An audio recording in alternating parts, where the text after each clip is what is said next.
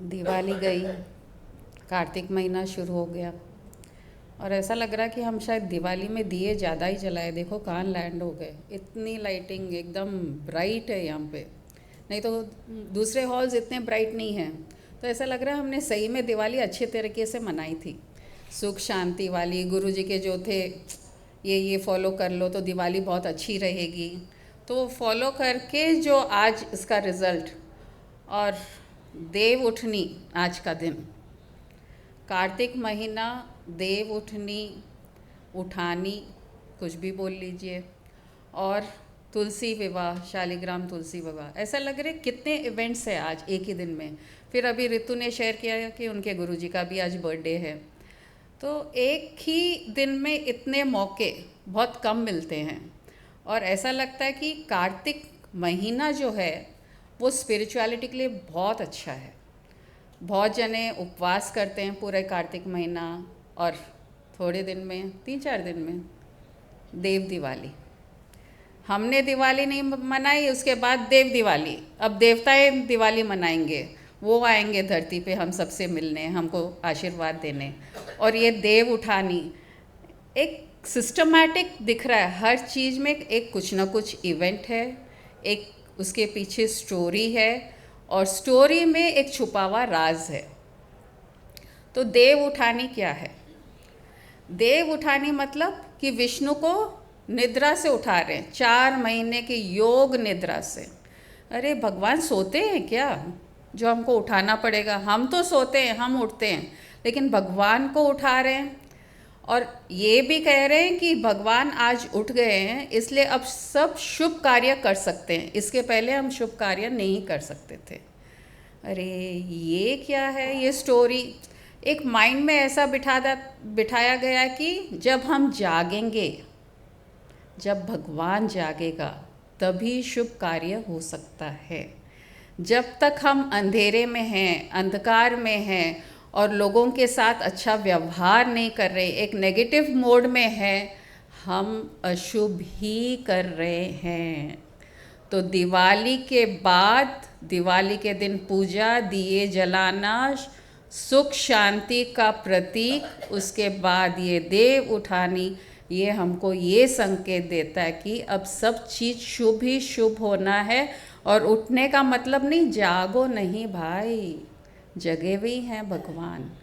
हमारी आत्मा, हमारा विष्णु हमको जगाना है, जो अब तक जन्मों से सोया हुआ था। वो रिकी एक लाइन गाता है, हे राम तू ही माता पिता ही तू है। तो जब कोई को जगाते हैं ना तो बहुत प्यार से जगाना पड़ता है। नहीं तो हम भी हमारे बच्चों को प्यार से नहीं जगाओ, गुस्से से जगाओ तो वो तो और ही नहीं उठते। तो अगर कोई को जगाना है तो यहाँ हम सबको कौन जगाएगा? गुरु स्वामी जी वो ही जगाएंगे। तो इतना प्यार से वो मीठे मीठे शब्द हमको कहते हैं कि अरे अब तो जाग जा भाई, अब तो जाग जा ना, बहुत दिन सो लिया, योग निद्रा छोड़ दे। अब तुम्हारा आत्मा से आत्मा का मिलन है। और आज विवाह भी है शालिग्राम और तुलसी जी का। ये भी एक कहानी है, सबको मालूम है, नहीं है तो वो भी कहानी रिपीट कर लेते हैं। जनरल यही है कि वृंदा नाम की एक स्त्री थी, एक असुर की पत्नी थी, और उसके शक्ति के कारण देवताएं परेशान थे, उस असुर को मार नहीं सक रहे थे। तो विष्णु जी का हेल्प लेके वो कहते हैं कि आप वृंदा के साथ ऐसा कुछ करो कि वो वीक हो जाए और वो असुर मर जाए। तो विष्णु जी उसके हस्बैंड उस असुर का रूप लेके वो वृंदा के सामने जाते हैं और उसके सतीत्व का भंग करते हैं और वो हार जाता है।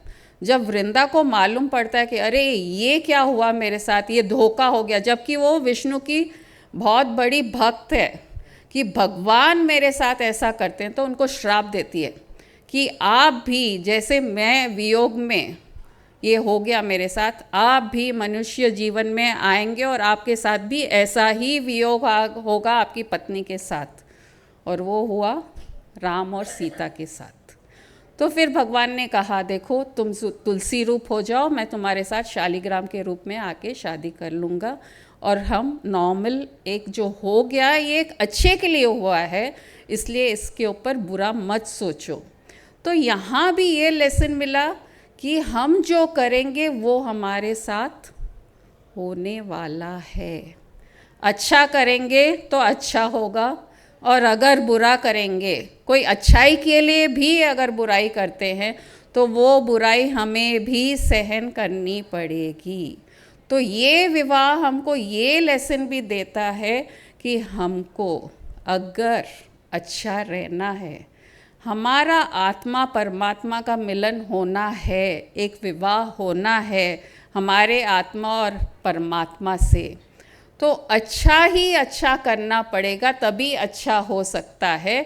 अगर बुरा करेंगे तो बुराई का फल बुरा ही होता है, और कब मिले वापस हमें नहीं मालूम, क्योंकि जो गुरु मिला है वो बहुत मुश्किल से मिला है। और ये जो कार्तिक महीना है इतना इम्पॉर्टेंट है स्पिरिचुअलिटी के लिए सबसे ज़्यादा, कि जितना आप तप करो, जितना भगवान का नाम लो, जितना विष्णु स्मरण करो, गुरु का नाम लो, गुरु पूर्णिमा के बाद या बराबर कार्तिक पूर्णिमा जो देव दिवाली है वो बहुत इम्पॉर्टेंट है। और हमने स्वामी जी से सुना था कि ये एक गुरु शिष्य का रिलेशनशिप की पूर्णिमा है, ये एक मिलन है गुरु और शिष्य का।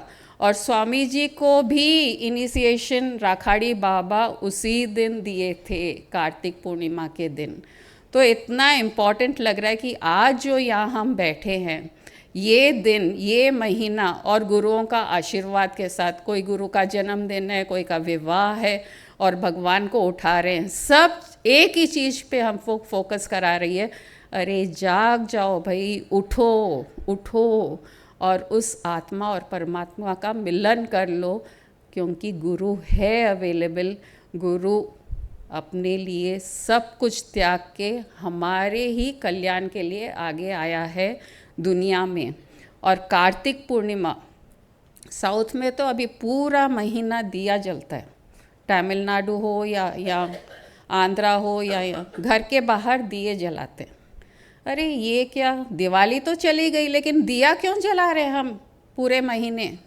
तो यहाँ ये भी एक रिमाइंडर, देखिए अलग अलग तरीके से हमको कैसे रिमाइंड किया जाता है, अरे जाग जाओ, अंधेरे को भगाओ, तुम भी ज्योत हो, उस ज्योत से मिल जाओ। जो महीना भर तुम तप करोगे उस ज्योत से मिलने के लिए, तो हम वापस उस परमात्मा में एक होके उसकी मस्ती के साथ ये लाइफ एंजॉय करेंगे। और ये कार्य एक ही तरीके से हो सकता है। अभी इसके गाने में एक और लाइन था कि खाना बनाते समय भी सीताराम सीताराम, तो वो स्टोरी याद आ गई, वो विष्णु अर्पण वाली। वो एक पंडित था, विवाह हुआ तो उसकी पत्नी से कहा, अरे देखो अब हमारी शादी हो गई और मैं पंडित हूँ, मैं विष्णु को बहुत ज़्यादा मानता हूँ, तो तुम भी मेरा साथ दो, तुमको एक मंत्र देता हूँ, तुम हर कार्य में विष्णु अर्पण जोड़ लो। ये बोली विष्णु अर्पण? बोले हाँ, राम सीता नहीं दिए, शिवाय नहीं दिए, ये नया क्या मंत्र दे रहे हैं? बोले बस तुम इसको फॉलो कर लेना, कुछ भी कार्य करो तो हर कार्य में विष्णु अर्पण जोड़ लेना। खाना बना रही हो तो विष्णु अर्पण, नहा रही हो तो विष्णु अर्पण, और कुछ कार्य कर रही हो तो विष्णु अर्पण। हर कार्य में पीछे back of the mind Vishnu अर्पण चलता रहना चाहिए। और इसको अच्छा लगने लगा है, उसकी पत्नी को, पंडित की पत्नी को बहुत अच्छा लगने लगा। वो हर कार्य में वो शब्द जोड़ती गई, विष्णु अर्पण विष्णु अर्पण विष्णु अर्पण विष्णु। राम सीता नहीं, ओम नमः शिवाय नहीं, ये नया मंत्र उसको इतना अच्छा लगने लग गया। हर कार्य में जोड़ते जोड़ते उसके माइंड में इतना एक वो सवार हो गया कि उसके बिना उसको लाइफ कुछ दिख रही नहीं थी। तो एक बार वो कचरा फेंक रही थी, कचरा उठा के घर का बाहर फेंकी और कहा विष्णु अर्पण, और बाय चांस नारद जी उधर आ गए। नारद जी आते ही ये सुने, वो तो विष्णु भक्त, अरे तू कचरा अर्पण कर रही है विष्णु को, एक मारे उसको झापड़। तो वो झापड़ भी, वो मार भी विष्णु अर्पण। ये कैसा विष्णु अर्पण है तुम्हारा? कचरा फेंकी वो गलत, ये थप्पड़ भी गलत। वो बोलती है हर चीज़ विष्णु अर्पण ही है मेरे लिए। तो फिर एक और मारता है उसको दूसरे गाल पे, फिर कहती है वो विष्णु अर्पण। ये बोला अरे इसको तो सीधा करना मुश्किल है। वो चुपचाप जाता है, एकदम चुपचाप, लेकिन इतना गुस्से में कि विष्णु को कहूँगा कि कैसे भक्त है आपके यहाँ दुनिया में नीचे। वहाँ जाके देखता है विष्णु जी के दोनों गाल पे पूरे मार्क्स उंगलियों के। विष्णु जी आपको कौन थप्पड़ मार दिया? तो विष्णु जी भी तो चंट है ना, क्या कहते हैं, मारते हो खुद और पूछ रही है कि कौन मारा। अरे मैं कब मारा आपको? मैं तो नीचे था और वो औरत ऐसा कर रही थी। विष्णु अर्पण, कचरा विष्णु अर्पण, थप्पड़ विष्णु अर्पण, खाना बना रही तो विष्णु अर्पण। तो बोले नहीं बेटा तेरे को नहीं मालूम, वो हर चीज़ मुझे अर्पण कर रही है, तो देख लो ये मार भी मेरे को आए। तो तुम सोच समझ के कार्य करा करो। अगर इसकी भक्ति इतनी है, अगर गलत कार्य भी मेरे तक आ सकते हैं, और इसका परिणाम मेरे को देना है ना। अगर वो कचरा फेंक रही है या और कुछ कर रही है, मुझे समझाओ ना, तुम इसको क्यों थप्पड़ मारे? अब देखो मेरे को भी थप्पड़ खाना पड़ा उसके कारण। तो भक्त के लिए भगवान भी थप्पड़ खाता है, वैसे ही शिष्य के लिए गुरु तकलीफ उठाता है ताकि उसका कल्याण हो जाए। वो हमने स्वामी जी के साथ देखा है। और ये सब आज जो इवेंट्स थे छोटे छोटे छोटे, ये एकादशी है, आज ये है। मैं जब स्वामी जी के पास जाती थी शुरू में, मैं एकादशी का व्रत करती थी। तो उस टाइम भी ये नहीं मालूम कि देव उठानी एकादशी है। तो स्वामी जी के पास जाते जाते कब हमारे व्रत छूट गए, वो कभी कहा नहीं कि छोड़ना है, लेकिन छूट गए। क्योंकि अब भगवान मिल गए ना, गुरु मिल गए, तो अब किसके लिए व्रत करना है वो नहीं समझ में आया। अब समझ में आ रहा है कि जो हमारी मंजिल है वो मिल जाती है, तो जो कार्य हम जो साधना कर रहे हैं, सब चीज़ जो करें वो अर्पण हो जाता है उनको। हर कार्य उनको अर्पण करते हैं, तब हमारी भक्ति भावना इतनी शुद्ध हो जाती है कि उसके अलावा हमको कुछ नहीं दिखता है। लेकिन इतना ध्यान रख लें कि हर अच्छा कार्य ही अर्पण करें, न कि थप्पड़ कचरा। हाँ करो, उसमें क्या है।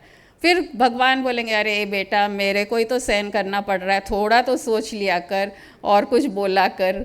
ये ऐसा तालमेल चलता रहेगा।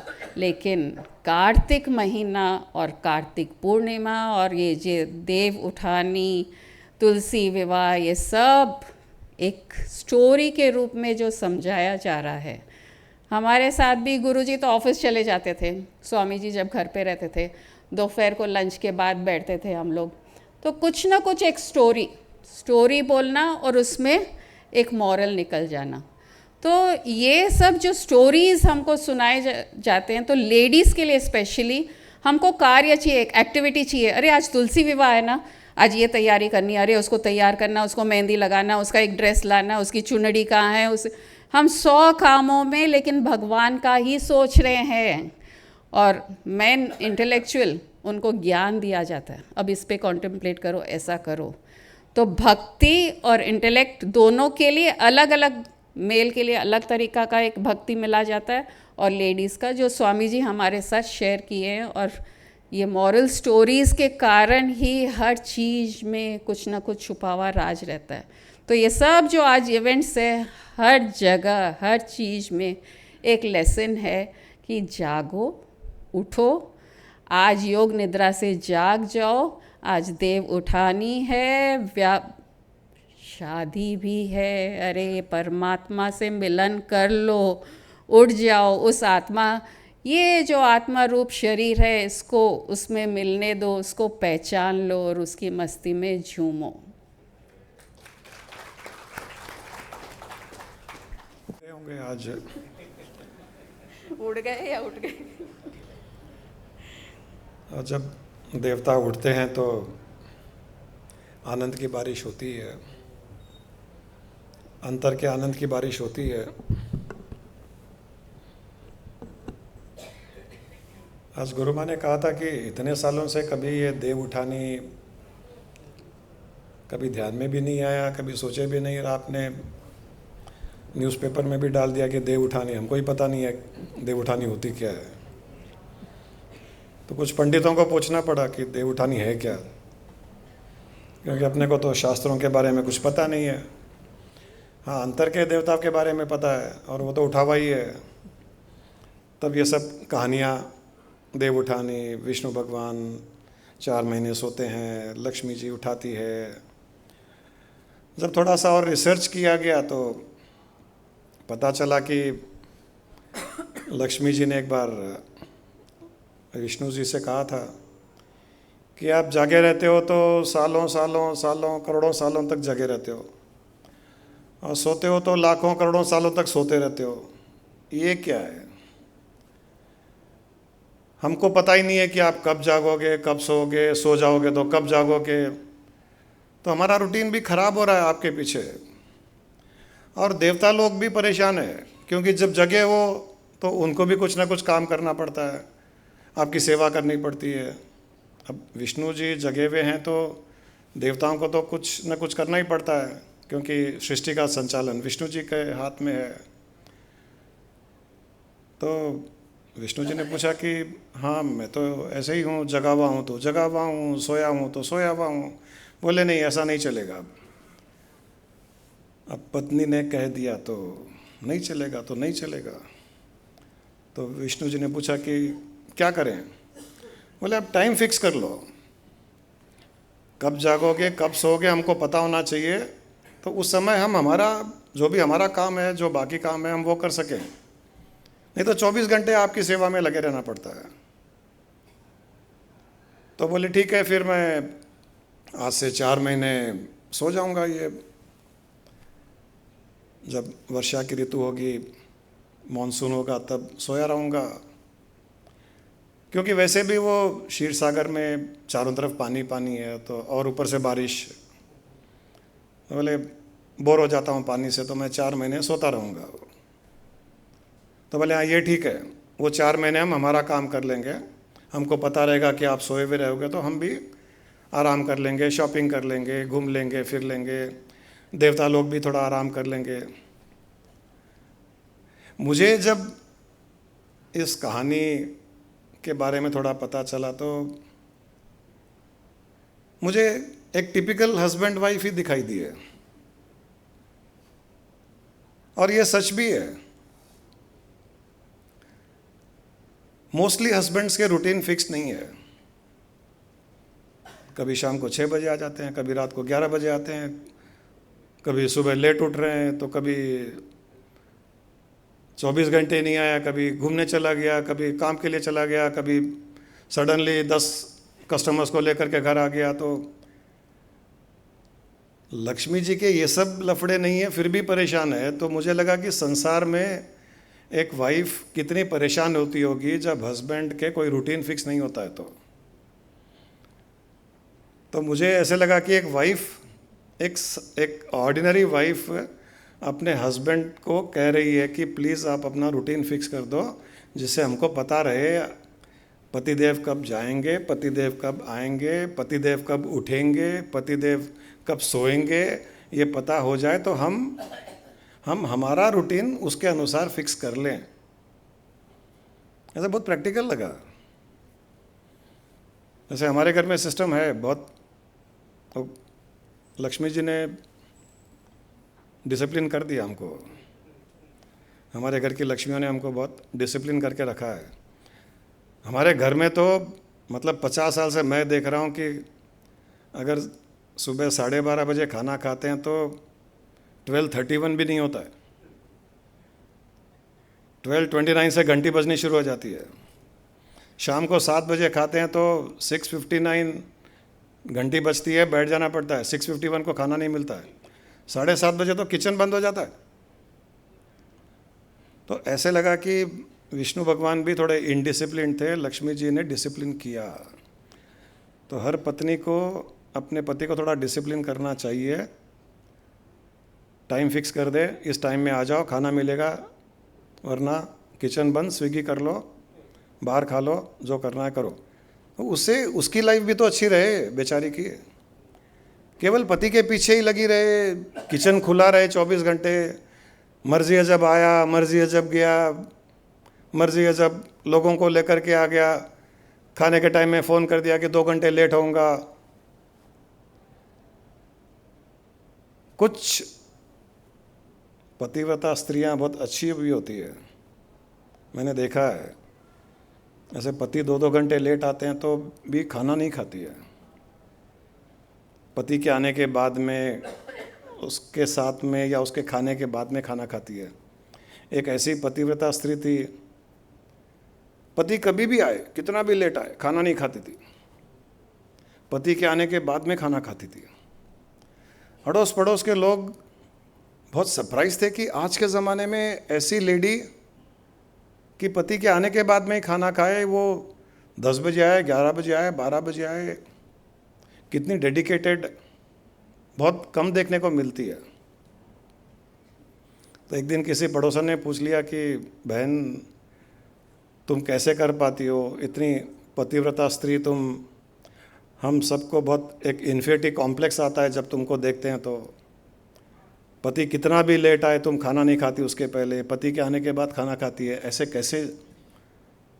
बोलते इसमें क्या बड़ी बात है, वो जब भी आएंगे खाना बनाएंगे तभी तो खा पाएंगे ना हम लोग।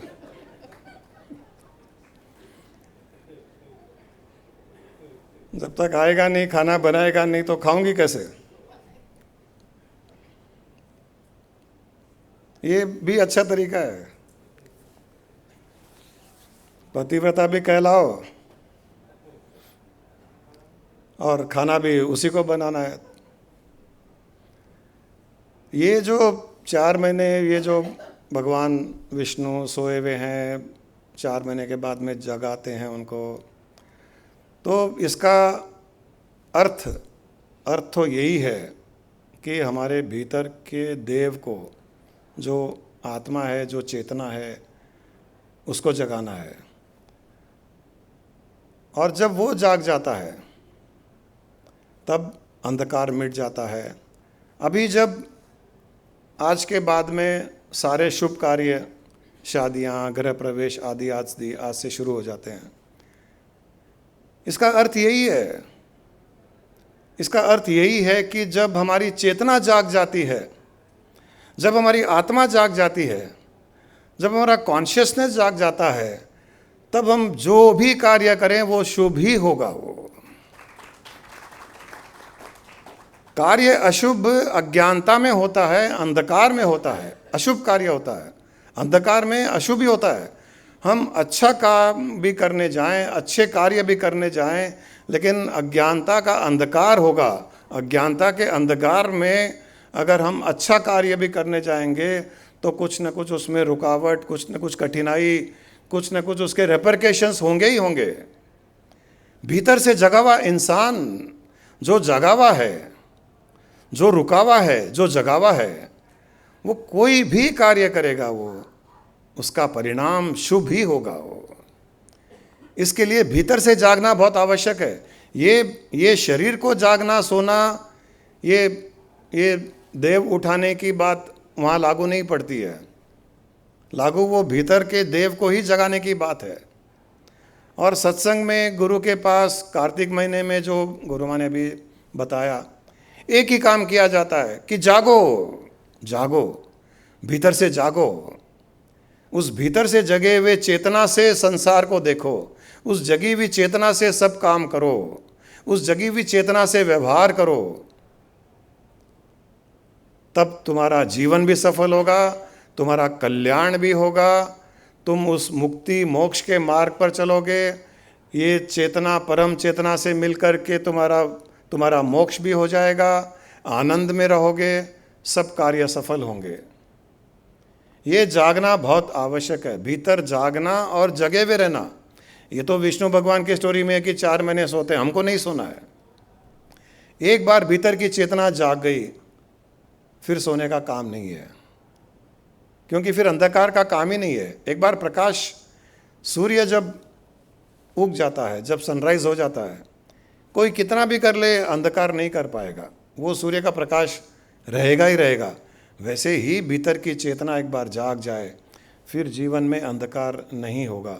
तो ये देव को उठाने का अर्थ है, वहाँ तो लक्ष्मी जी है, यहाँ हमको किसी गुरु के पास, संत के पास, किसी महात्मा के पास में जाकर के कहना पड़ता है कि आप मेरे भीतर के देव को जगाइए, उसको उठाइए, क्योंकि मुझे उस देव को उठाना नहीं आता है।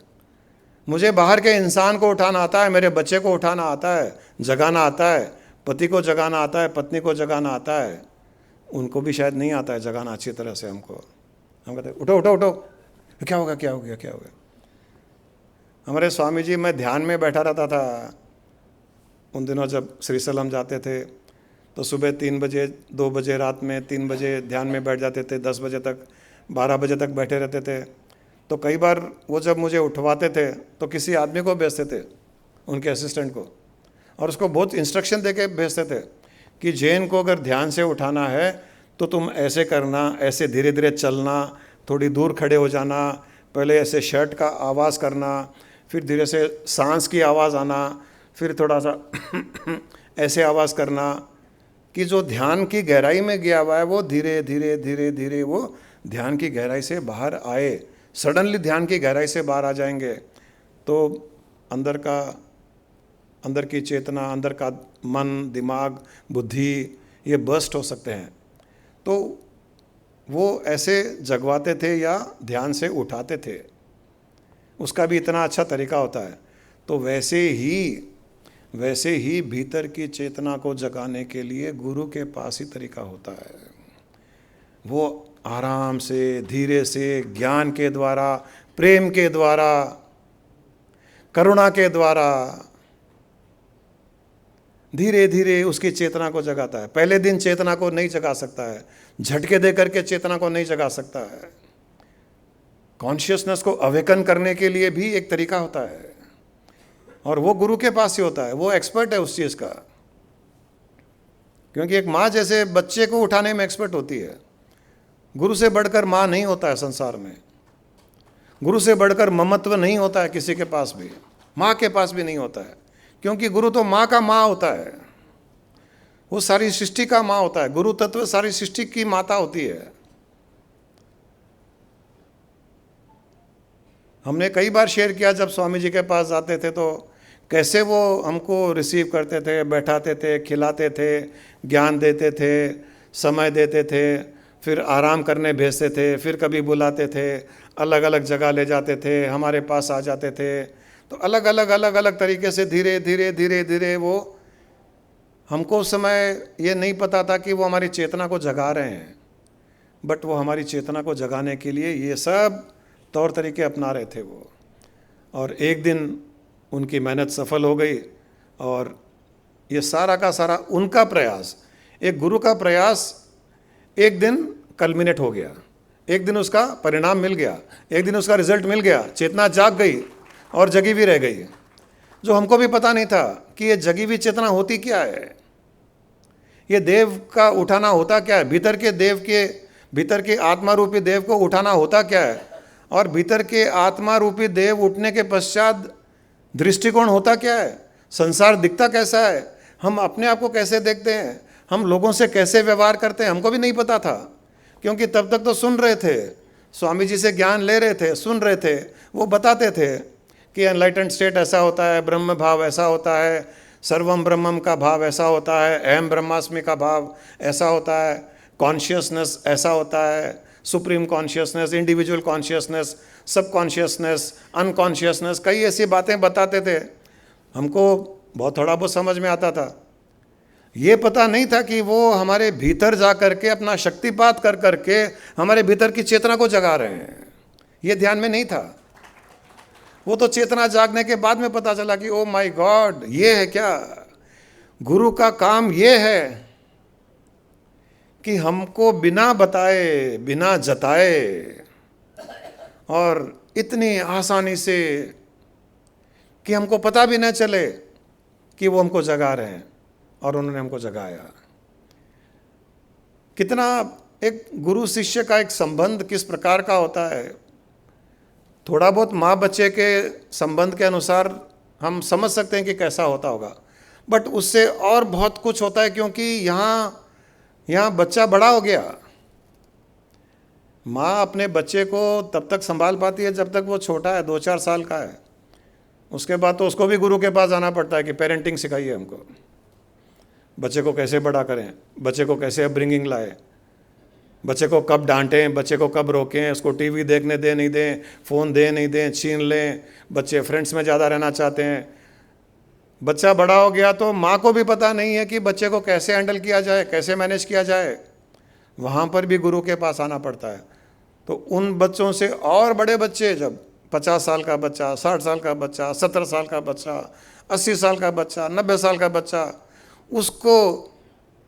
उसको कैसे गुरु संभाले, वो टेक्निक, वो तरीका तो सृष्टि की माँ के पास ही है, साधारण माँ के पास भी नहीं है।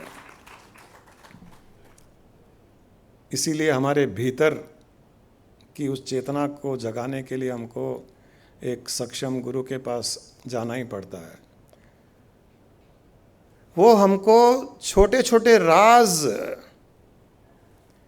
छोटे छोटे शब्द, छोटे से शब्द में बहुत बड़ा ज्ञान भी दे देता है हमको। ये हमने भी एक्सपीरियंस किया है। एक वर्ड में, एक शब्द में, एक शब्द में इतना बड़ा, इतना भयंकर सीक्रेट रिवील कर देता है। हमारी इंद्रियां, हमारी बुद्धि चकाचौंध हो जाती है कि ये क्या हो गया। जैसे काले बादल है और वहाँ पर बिजली कड़कती है, लाइटनिंग होता है, हम देखते हैं तो आंखें चकाचौंध हो जाती है, इतनी तेज़ लाइट होती है। वैसे एक छोटी सी बात में एक बड़ा सीक्रेट, एक बड़ा रहस्य रिवील हो जाता है। अब विष्णु छोटा सा शब्द है, इसमें भी बहुत बड़ा राज छुपा हुआ है। विष्णु छोटा सा शब्द है, एक वर्ड विष्णु। विष्णु में विष से विष्णु बना है, विष से विष्णु बना है। विष मतलब वो पॉइजन नहीं। यहाँ पर संस्कृत में विष का अर्थ है प्रवेश करना, एंटर करना, प्रवेश करना। विष का अर्थ है प्रवेश करना, एंटर करना, और जिसमें एंटर किया उसमें समा जाना, उसमें व्याप्त हो जाना। विष का अर्थ है प्रवेश करना, उसमें समा जाना, उसमें व्याप्त हो जाना, उससे विष्णु बना है। इसका अर्थ ये है कि सारी सृष्टि जब उत्पन्न हुई उस चेतना से, वो चेतना उस सृष्टि में प्रवेश कर गई, समा गई और व्याप्त हो गई। वो है विष्णु। इसका अर्थ है विष्णु कि सारी सृष्टि में, सृष्टि की हर वस्तु में, सृष्टि के हर ऑब्जेक्ट में, सृष्टि के हर जीव में, हर बीइंग में, एनिमेट हो या इनएनिमेट हो, लाइफलेस दिखे या लाइफफुल हो, उसमें वो विष्णु, उसमें वो विष्णु रूपी चेतना एंटर कर जाती है, समा जाती है, व्याप्त हो जाती है। वो है विष्णु। और ये रहस्य हमको जब गुरु समझाता है तो केवल समझाता नहीं है, वो उसमें से विष्णु तत्व को निकलवा करके हमको दिखा भी देता है कि देखो इसमें विष्णु तत्व है, इसमें विष्णु तत्व है, इसमें विष्णु तत्व है। हमको वो प्रकट भी करा देता है जो छुपा हुआ है, जो सृष्टि के कण कण में छुपा हुआ है, जो सृष्टि के हर वस्तु में छुपा हुआ है। जैसे मेहंदी का पत्ता, मेहंदी के पत्ते को देखने में वो हरा रंग का है। जो दिखाई देता है मेहंदी, उसमें मेहंदी का पत्ता हरा रंग का है, ग्रीन कलर। लेकिन उसको जब ग्राइंड किया जाता है, उसको मसला जाता है, और मसल के जब हाथ पे लगाया जाता है, और हाथ पे लगाने के बाद में थोड़ी देर वो सूख जाता है, और जब उसको निकाला जाता है तो वहाँ ग्रीन नहीं लाल रंग होता है। वैसे ही गुरु सृष्टि की हर वस्तु को रगड़ कर, ग्राइंड कर, उसका उत्थान कर, उसको हमारी आत्मा पर, चेतना पर लेप लगाकर और सूखने के पश्चात निधि ध्यासन के द्वारा जब निकाल देता है, तब वो चेतना जाग करके प्रकट हो जाती है। वो छुपी हुई थी, उसके भीतर भी छुपी हुई थी, उसके बाहर भी हर वस्तु में छुपी हुई थी। वो चेतना ऐसी छुपी हुई थी कि हमको हमारी इंद्रियों से दिखाई देने वाली नहीं है। वो ज्ञान की इंद्रिय से दिखाई देने वाली है। वो हमारी ज्ञान दृष्टि से, हमारी तीसरी आंख से, शिव नेत्र से, आज्ञा चक्र से, हम जो भी उसको नाम दें, वो भीतर की दृष्टि से दिखाई देने वाली चीज़। तो इस प्रकार से जैसे मेहंदी के हरे पत्ते में लाल रंग छुपा हुआ है, उसी प्रकार सारी सृष्टि में वो विष्णु रूपी चेतना छुपी हुई है। और वो केवल और केवल गुरु शिष्य के बीच के वार्तालाप, बीच का कॉन्वर्जेशन, शक्तिपात का अर्थ यही है कि उस मेहंदी को जैसे उसको ग्राइंड किया जाता है, उसका लेप बनाया जाता है, शक्तिपात में भी गुरु शिष्य के मन को ग्राइंड करता है, उसको इतना रगड़ देता है, उसका इतना लेप, जो उसका अहंकार जो इतना ठोस हो चुका था, उसका अहंकार जो इतना जम चुका था, और उसमें उस अहंकार के भीतर, इम्प्रेशंस के भीतर, कंडीशंस के भीतर, हजारों लाखों जन्मों के कर्मों के भीतर जो चेतना छुपी हुई थी, जो लाल रंग मेहंदी में छुपा हुआ था, उस प्रकार जो चेतना छुपी हुई थी, उसको गुरु शिष्य लेकर के अपनी शक्ति लगा करके, बिना शिष्य की जानकारी के, उसको ग्राइंड कर करके, उसको रगड़ कर करके, उसको मसल कर करके निकाल देता है। तब शिष्य जागता है, ओ माय गॉड, ये क्या हो गया, ये क्या हो गया, ये तो कभी सोचा ही नहीं था कि ऐसा कुछ मेरे भीतर भी कुछ ऐसा है।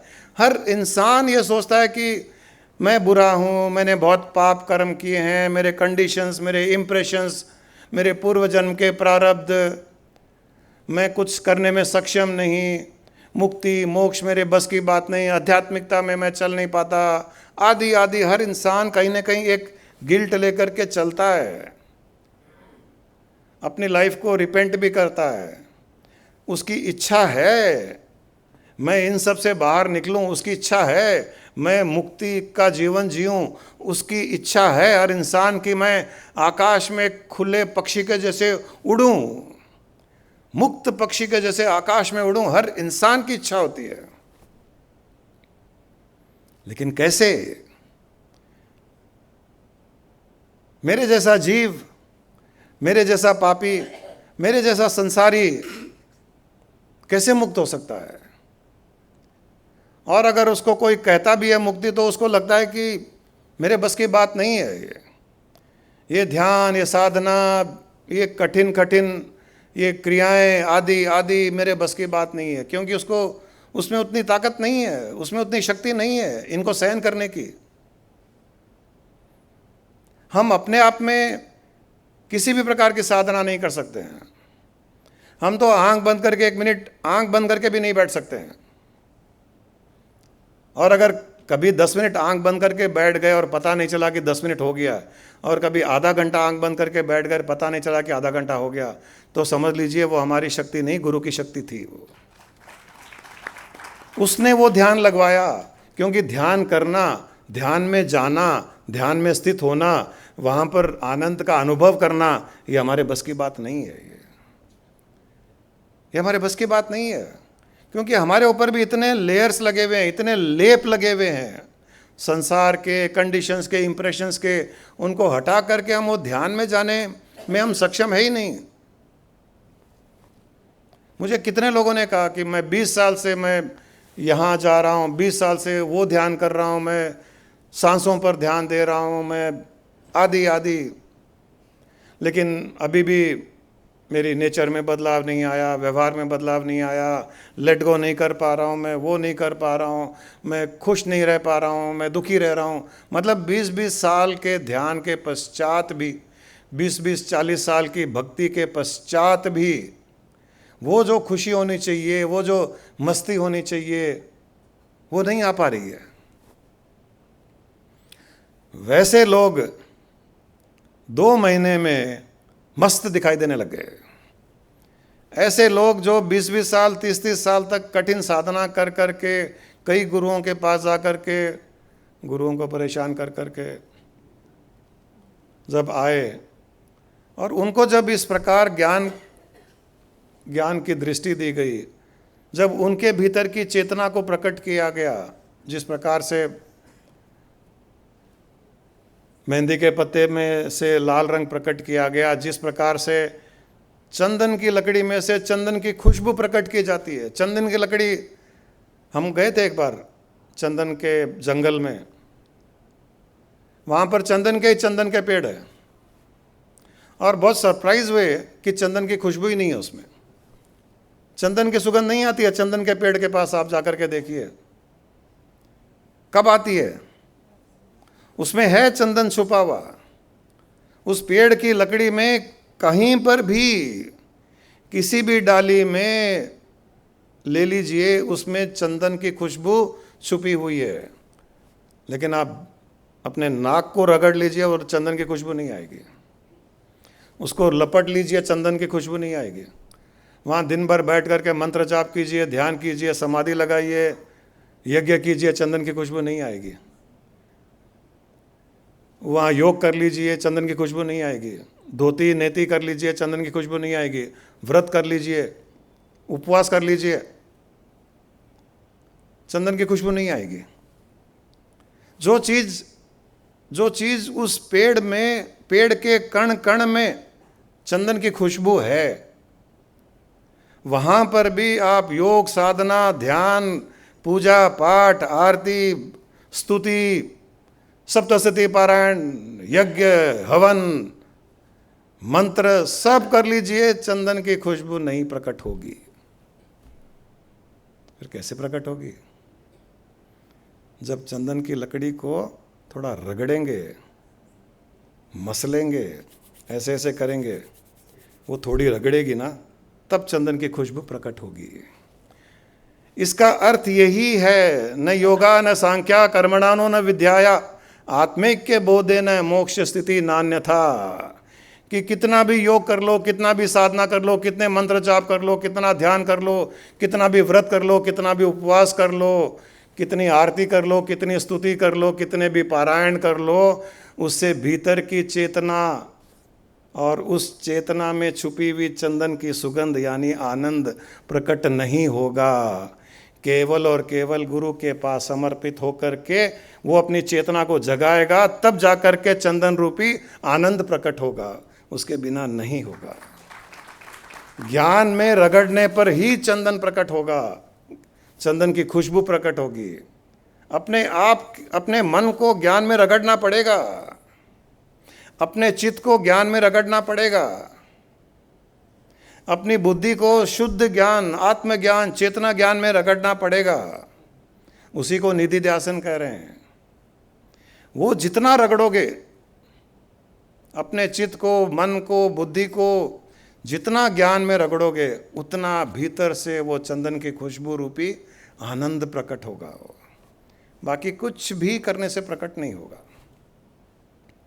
और अगर हम केवल बाकी सब कुछ कर रहे हैं और ज्ञान में नहीं रगड़ रहे हैं, तो हम अपने ज़िंदगी को वेस्ट कर रहे हैं, हम उसको बेकार में बिता रहे हैं उसको हम।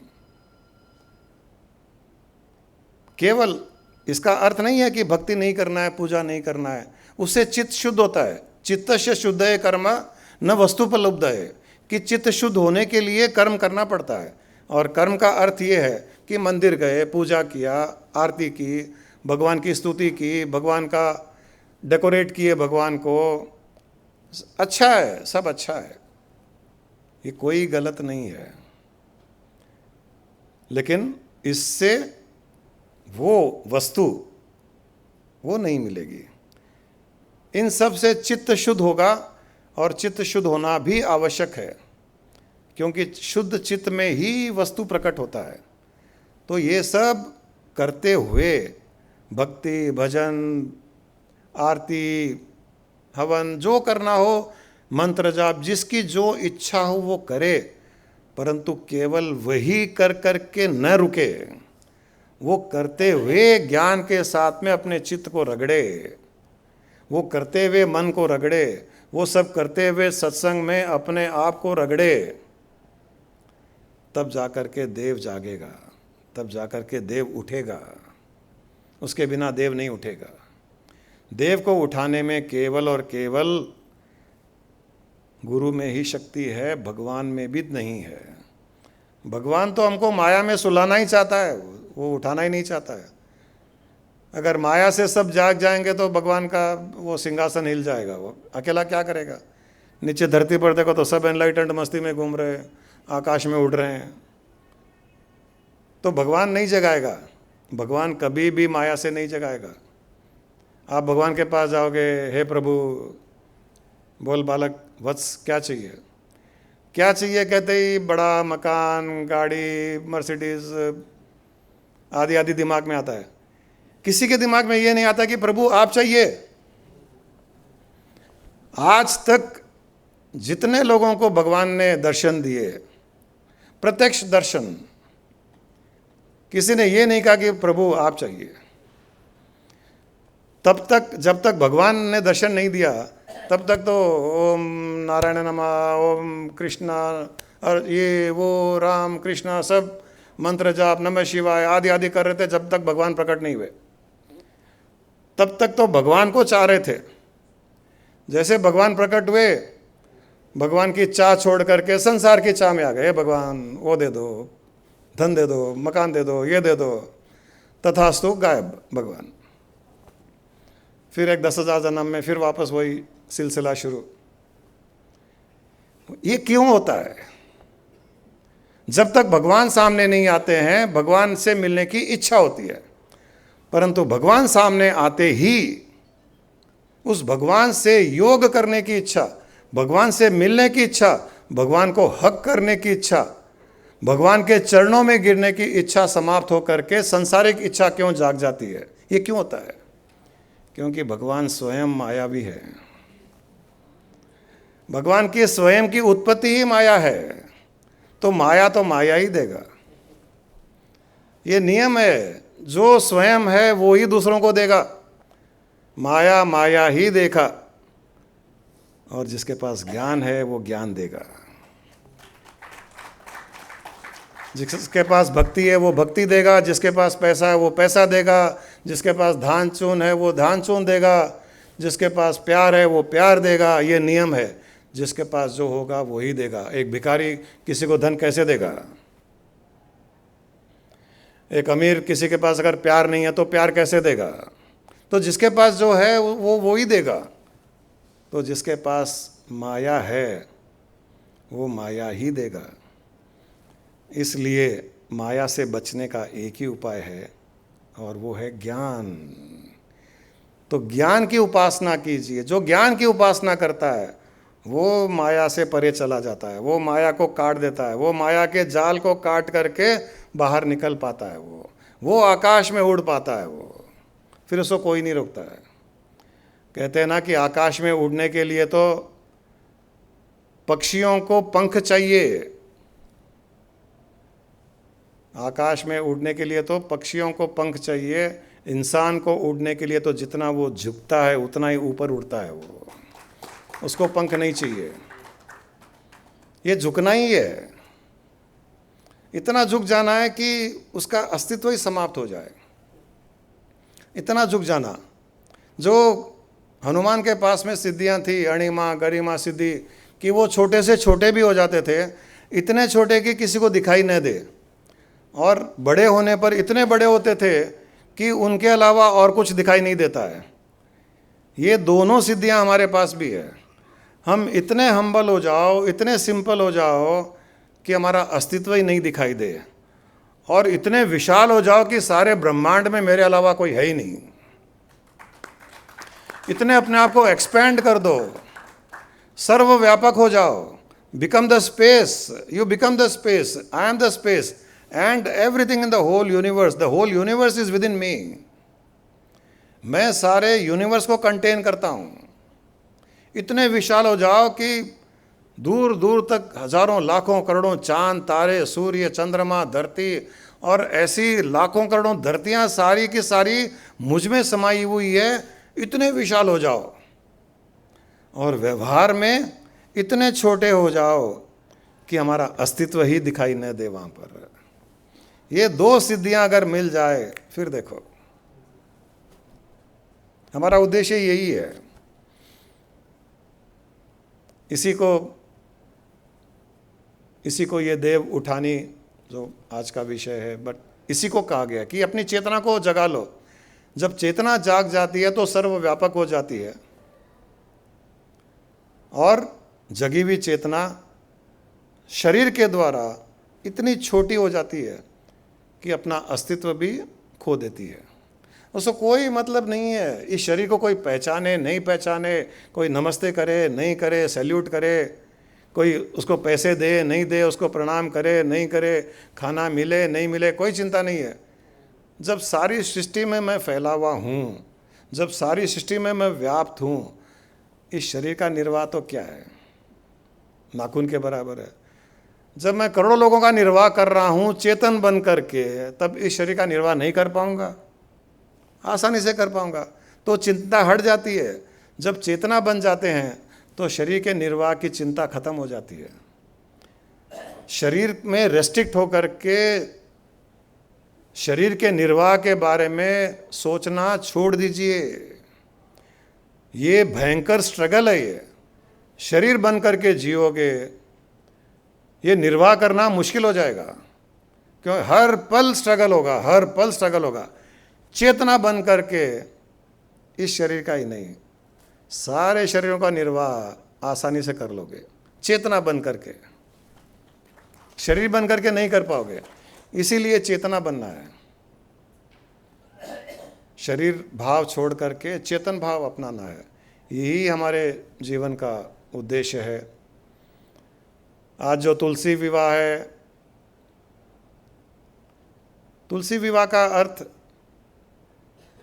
हम जब किसी से विवाह करते हैं तो उसे बहुत प्यार करते हैं, प्यार करना चाहिए, प्यार करने के लिए विवाह करते हैं। और तुलसी विवाह इसलिए है कि आयुर्वेद में तुलसी से ज़्यादा अच्छी गुण वाली कोई भी और पौधा, कोई औषधि नहीं है। ये कहा जाता है तुलसी में इतने गुण है, उसमें एंटीबायोटिक है, कैंसर से फाइट करने की क्षमता है, उसमें सर्दी खांसी, जो लोग रोज़ तुलसी का सेवन करते हैं, और सिस्टम भी होता है, जब कोई भोग लगाते हैं भगवान को तो तुलसी के पत्ते डालते हैं सब्जी में, पूड़ी पर, हर जगह, चावल में, दाल में एक एक पत्ता। वो इसलिए कि अगर खाने के साथ में हम तुलसी का भी सेवन करें तो स्वास्थ्य बहुत अच्छा रहता है। तो इसलिए कहा गया कि तुलसी विवाह का अर्थ ये है कि उस तुलसी से अपना विवाह कर लो, उससे प्यार करो कि तुम्हारे पोषण का वो ध्यान रखे, तुम्हारे स्वास्थ्य का ध्यान रखे। जैसे हम शादी करते हैं तो पत्नी हमारे पोषण का ध्यान रखती है, हमारे स्वास्थ्य का ध्यान रखती है, इनको क्या चाहिए, कब चाहिए, कितना चाहिए। कई बार टोकती भी है, नहीं आप ये मत खाओ, आपको सूट नहीं करेगा। अभी बारिश हो रही है तो 4 घंटे पहले सोच लेते कि आज पकौड़े बनाऊंगी, प्याज के पकौड़े, इनको बारिश के टाइम में बहुत पसंद आते हैं। अपनी पत्नी से ज़्यादा कोई भी पति का ध्यान नहीं रख सकता है। उसको जितना पता है वो पति को भी पता नहीं है। पति को पता होता तो पति बनता क्या। तो विवाह का अर्थ है कि अपने आप को इतना समर्पित कर दो कि वो हमारे लालन पोषण का ध्यान रखे। लेकिन तुलसी में ये भी है कि एक्सेसिव तुलसी का अगर सेवन करोगे तो वो गड़बड़ भी करती है। तो वैसे ही पत्नी का भी एक्सेसिव सेवन नहीं होना चाहिए। एक्सेसिव सेवन मतलब इतना ट्रबल भी नहीं करना चाहिए कि वो तकलीफदायक हो जाए। 4 पत्ते बस मतलब 4 पल पत्नी के साथ अच्छे बिता लो, स्वस्थ रहोगे, खुश रहोगे। ज़्यादा चबाओगे, ये भी बताया जाता है कि तुलसी का सेवन पत्तों को चबाना नहीं चाहिए, उसका काढ़ा बना करके या उसकी चाय बना करके पी लो। मतलब समझ जाओ कि मैं क्या कहना चाह रहा हूँ, कि पत्नी को इतना काटो मत कि वो जो अच्छी चीज़ है वो भी स्वास्थ्य खराब कर दे। तो तुलसी विवाह करो, स्वस्थ रहो, उनके गुणों पर ध्यान दो, और विवाह उससे ही किया जाता है जो गुणवती होती है। तो अपनी पत्नी में भी गुण देखो, उन गुणों को अप्रिशिएट करो, थोड़ा गुण रोज़ कंज्यूम करो, ज़्यादा चबाओ मत। इससे चेतना जगी भी रहेगी, वरना वो जाग जाएगी तो चेतना सो जाएगी। चलिए, और तुलसी विवाह का मतलब ऐसे कोई लिटरल मीनिंग भी नहीं लेना चाहिए कि अभी गैर तुलसी को ढूंढे उसे विवाह कर लिए। वो एक आदमी वो बाबा जी का सत्संग सुन के आया, घर आया, पत्नी को निकाला, दूसरी से शादी कर लिया। किसी ने पूछा, भाई ऐसे कैसे तुम बाबा जी का सत्संग सुन के आए, पत्नी को छोड़ दिया, दूसरे से शादी कर लिया? बोले, बाबा जी ने सत्संग में कहा था माया को छोड़ो, शांति से शादी करो। तो हर चीज़ को अर्थ से समझो। चलिए,